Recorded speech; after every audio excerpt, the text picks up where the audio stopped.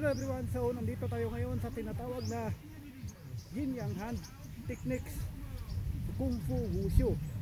Okay, so kalmado po tayo at nandito na ngayon may gamit tayong bow staff na hanggang dito lang. So first, need to cross your leg. Ganyan, cross your leg at sabay yan. So dito after ito po ang paghawak. Cross your leg. Yan. Dito may dibdib. And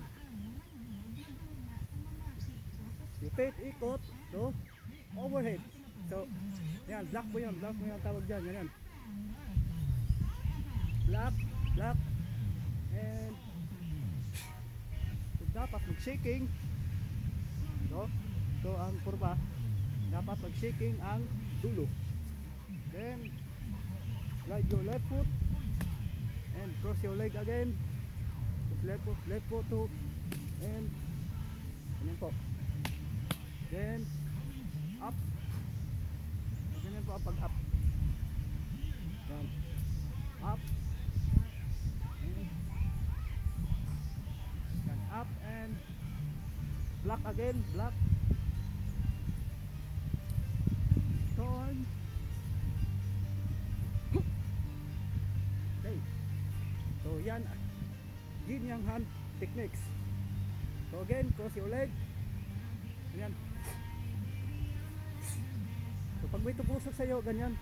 Halimbawa kung may pumalo or ganyan sa'yo, block.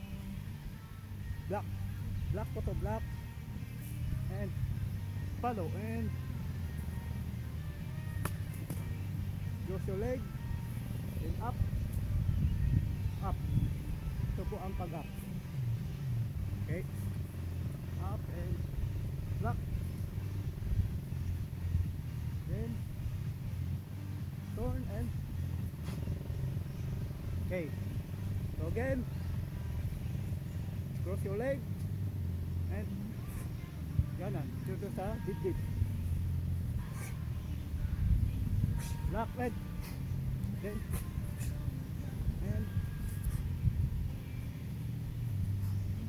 yeah. Then okay, so remember yung bow staff is shaking. Dito po sa dulo ay shaking po siya. Pursa po to, pursa with the power. Okay, so yan po ang video tutorial natin ngayon at salamat sa manonood at magandang araw po sa inyo. Ako po si Dexter at magkita-kita tayo sa sunod nating video.